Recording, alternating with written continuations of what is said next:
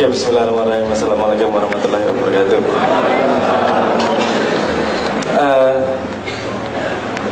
Yang paling saya kangeni dengan Bang Wetan itu nek wis gayeng diskusi jane. Nek konco ngomong konsep dawa-dawa iki wegah jane. Ah yo ngono kae lah gitu. Tapi gayengnya nanti nek wis diskusi apa ngece-ngece iki bisa terlempar kapan saja. Penghinaan, pujian, bisa nyenengke seliwar-seliwar. Apa ya?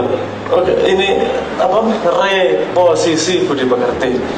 Saya tadi mencari karena budi pekerti ini yang saya pahami dari budi pekerti ya tidak berbeda dengan pelajaran SD. Budi pekerti adalah hal-hal yang baik, pemikiran yang baik dan seterusnya. Terus biasanya disambungkan dengan katanya akhlak. Tapi saya melihat di sini ada kotak yang yang mismatch ini, yang nggak pas kotaknya. Kotaknya bedanya cuma begini saja. Kalau budi pekerti itu sesuatu yang baik saja yang dianggap budi pekerti. Perilaku yang baik itu budi pekerti. Kalau akhlak kan tidak hanya yang baik yang disebut sebagai akhlak. Bisa akhlak baik, bisa akhlak yang buruk. Makanya ono akhlakul karimah, ono akhlakul matmumah. Jadi Pak ya oke. Jadi akhlak itu sendiri kotaknya lebih luas, lebih besar. Jadi tidak budi pekerti sama dengan akhlak, tapi budi pekerti sama dengan akhlak yang baik. Jadi kotaknya di situ yang untuk gesek sedikit bergeser menurut saya. Iki rodoannya aku bingung bahas kongendi budi pekerti ini bagaimana. Tapi yang saya pahami adalah budi pekerti itu output dari potensi dasar manusia. Ketika Tuhan menciptakan manusia tidak hanya menciptakan fisiknya, tapi juga potensi di dalamnya, termasuk potensi itu yang mengejawantah menjadi akhlaknya, menjadi akhlak baiknya atau akhlak buruknya, atau menjadi budi pekertinya seperti apa. Tadi saya di belakang tanya sama Pak Muzamil, Pak Muzamil, akhlak yang sempurna itu katanya Kanjeng Nabi ya. Itu kapan diberikan? Apakah setelah menjadi Nabi atau sejak lahir sebelum jadi Nabi? Kata Pak Muzamil, seumur hidupnya itu seumur hidupnya disebut sebagai akhlak yang sempurna. Bahkan dia mendapat gelar Al-Amin sebelum menjadi Nabi, katanya gitu. Terus saya tanya lagi, oh berarti untuk menjadi akhlak yang baik gak butuh Quran dan hadis ya? Kok gitu kan logikanya. Sebelum Kanjeng Nabi itu tidak tumbuh dengan Quran dan hadis. Masa kecilnya belum ada Quran, belum ada hadis. Jadi kamu harus bertanya kembali. Kalau ada Ustaz ngomong harus anak kecil harus dididik dengan Quran dan hadis, itu gak ikuti sunnah Nabi. Nabi aja kecilnya gak dididik sama sunnah dan hadis. Logikanya seperti itu. Tapi Pak Muzamil nggak semerta-merta jawab iya. Itu pertanyaan jebakan saya juga. Berarti nggak butuh dong Pak, untuk akhlak yang baik berarti nggak perlu Quran dan hadis. Pak Muzamil merenges dia masih jebak gitu. Ya kemudian saya melihatnya jadinya begini, melihatnya adalah ada potensi dasar di manusia, di mana Tuhan menciptakan. Jadi Tuhan menciptakan wadak dan non wadaknya, wadak dan goibnya. Wadaknya bisa baik, bisa buruk. Potensi yang nanti berbuah menjadi akhlak atau budi pekerti itu bisa juga punya potensi ke arah baik dan ke arah buruk. Di mana ketika dia memupuk yang baik akan bertumbuh menjadi lebih baik. Dia memupuk yang buruk ya jadi akhlak yang buruk. Terus pertanyaan saya ke belakang lagi, kalau Tuhan menciptakan akhlak, menciptakan potensi akhlak di setiap manusia, menciptakan yang tidak tampak itu tadi. Kalau dia menciptakan yang tampak, wajah manusia tidak ada yang sama diciptakan. Berarti apakah saya boleh berpikir bahwa potensi kebaikan manusia dan keburukan setiap manusia juga berbeda? Kalau menurut saya ini benar salah ya. Ini menurut saya pasti juga sama berbedanya, sama beragamnya. Potensi baik buruk manusia A dengan B pasti berbeda, seperti perbedaan wajahnya. Badannya kan semua punya punya variasi yang luar biasa nih Tuhan.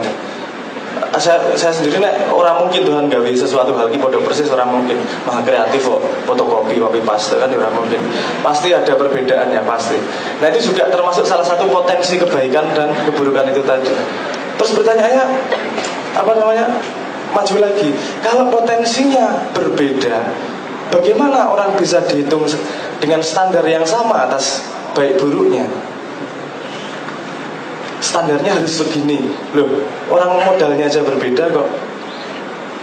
Kalau apa namanya, kalau ini kalimatnya Einstein kalau nggak salah ingat saya, kalau binatang-binatang, pokoknya intinya gini, saya kalimat persisnya enggak ingat, pokoknya semua orang itu jenius, tapi ikan Mas Koki akan merasa idiot seumur hidup kalau tesnya adalah manjat pohon.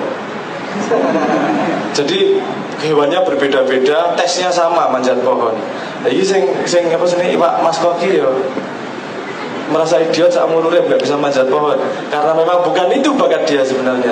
Nah ini saya aplikasikan ke potensi akhlak itu tadi, ke potensi budi pekerti itu tadi.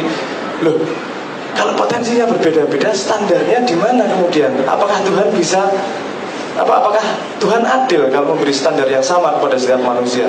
Ada yang lahir anak kiai, ada yang lahir anak bukan kiai, dan seterusnya. Pasti mereka punya apa namanya, bakat beda dan punya lingkungan yang berbeda untuk bisa menumbuhkan bakatnya tersebut. Tapi kemudian saya sudah terjawab dengan dengan kalimatnya siapa? Cak Priyo, sesama siswa tidak bisa mengisi rapot teman. Nah, jadi yo nggak tahu apakah akhlak standarnya dia itu diterima atau Tuhan. Standar Tuhan ternyata juga untuk setiap manusianya berbeda-beda. Tapi yang perlu yang perlu diperhatikan adalah bagaimana kita bisa berinteraksi dengan orang lain. Karena kalau kita berinteraksi dengan orang lain, kita hidup dalam satu lingkungan, kita boleh punya standar. Kemudian standar itu nanti ada yang namanya moral, ada yang namanya etika, ada yang namanya norma, ada yang namanya nilai. Nah, itu perbedaan macam-macam itu tadi. Interaksi antara potensi itu tadi dengan memahami ilmu dan memahami lingkungannya akan membentuk budi pekerti yang dibangun di dalam ekologi lingkungannya. Nah itu definisi saya tentang budi pekerti. Mumet orang, nanti kita diskusikan kalau mumet. Tapi sebelum saya lempar ke Pak Muzamil, tadi juga ada sedikit tambahan diskusi. Terus ini kalau kita belajar dari Quran gimana? Apakah tidak cukup di Quran informasi bagaimana berbudi pekerti yang baik? Tidak cukup, Tuhan tidak Quran atau hadis tidak ngomong misalnya saya pakai handphone, baiknya ketika Jumatan boleh nggak pakai handphone, nggak ada ini. Jadi bagaimana kita bisa mempelajari dari Quran? Ternyata ada salah satu paradigma yang sangat mendasar yang selama ini kita salah pahami. Menurut saya, kita selama ini disuruh mempelajari Quran. Menurut saya itu tidak tepat sama sekali. Menurut saya yang tepat adalah kita belajar dari Quran. Jadi Quran bukanlah objek yang dipelajari kemudian diinterpretasikan dengan cara pandang kita, tapi kita belajar dari Quran, belajar cara pandang Quran itu sendiri, dan kemudian cara pandang itu dipakai untuk kehidupan sehari-hari. Jadi kita belajar cara pandang, bukan memandang Quran dengan cara pandang kita. Muhammad nanti kita olah lagi lah. Jadi kita bukan mempelajari Quran, tapi belajar dari Quran, belajar cara berpikir Quran. Cara Quran itu piye to ndak mikire kok. Jadi misalnya kata pilihan katanya ini toh, kok pilihan katanya bukan itu toh. Seperti itu tadi. Pak Suko ngomong kata itu sepanjang perjalanannya, sepanjang kalau peradaban berjalan, kata pasti berubah arti. Dan saya langsung kepikiran gini, tapi beda dengan nek Arab ki bahasa Qurannya sing rada menarik. Jadi ketika artinya hampir sama, akar katanya sama. Jadi pergeseran makna itu akan ada counternya di bahasa Quran. Tapi kita tetap harus menjaga. Kalau dulu kata-kata itu jangan fix artinya cuma satu. Kita harus melihat nuansanya di sekitarnya, bisa kemungkinan artinya apa berdasar dengan konteksnya juga. Seperti pertanyaannya Rampak itu, waktu kecil Rampak tertawa ketika nyanyi Naik Delman Istimewa, apa judulnya? Pada hari Minggu turut ayah ke kota, naik delman istimewa, duduk di muka, ngangkat dia, muka kok didudukin. Apa itu? Apa? Maksudnya awareness dia terhadap kata itu sendiri punya arti yang sangat berbeda ketika dia agak digeser sedikit. Itu membuat kita jadi cair belajar dari Quran, bukan mempelajari Quran, belajar dari Quran. Karena satu kata ini bisa artinya bisa banyak macam-macam tergantung kita sambungkan dengan konteks yang mana di dalam Quran itu sendiri. Terus sebelum saya lempar, saya ada cerita sedikit tentang kata-kata ini tadi. Bagaimana kata-kata bisa diartikan segitu banyak. Pernah dengar cerita ada 3 anak kecil berdebat benda apa yang paling cepat di dunia kan? Belum ya? Ada 3 anak kecil berdebat benda apa yang paling cepat di dunia. Nah cepat ini kan multi interpretatif nih. Gimana cepatnya berdasar apa dan seterusnya, orang-orang punya bayangan yang berbeda-beda. Yang pertama bilang yang paling cepat itu namanya kilat. Loh, kenapa kok kilat? Karena kilatnya udah sampai suaranya baru belakangan di belakang. Oh, oke. Tapi ada yang lebih cepat, anak kedua bilang gitu. Apa yang lebih cepat? Lampu. Kok bisa? Saya klik saklarnya belum sempat nengok udah hidup lampunya. Oh ya, oke, boleh, nggak masalah kan? Itu interpretasi yang lain lagi. Oh, menarik. Anak ketiga nih, ada yang lebih cepat apa? Mencret. Kok bisa mencret lebih cepat? Kemarin saya mencret, lari secepat kilat, hidupin lampu kamar mandi udah keluar duluan mencretnya. Salah atau tidak? Ya kamu kalau mau melihat itu dari kacamata fisika ya dipendungi atau mencret lebih cepat dari cahaya dan seterusnya. Dari sudut pandang bahasa ya piye. Tapi kan kita punya sudut pandang yang lain, bisa merangkum itu semua, bisa melihat kemungkinan kecepatan diinterpretasi seperti apa. Nah kalau kita punya kebesaran seperti itu untuk belajar dari Quran, lama-lama manusia akan bisa belajar betul cara pandang dan sudut pandang Quran. Tidak hanya sains dan ilmu sosial, tapi cara pandang Quran yang diajarkan sama Tuhan dari ayat-ayatnya. Itu dulu, matur nuwun. Assalamualaikum warahmatullahi wabarakatuh.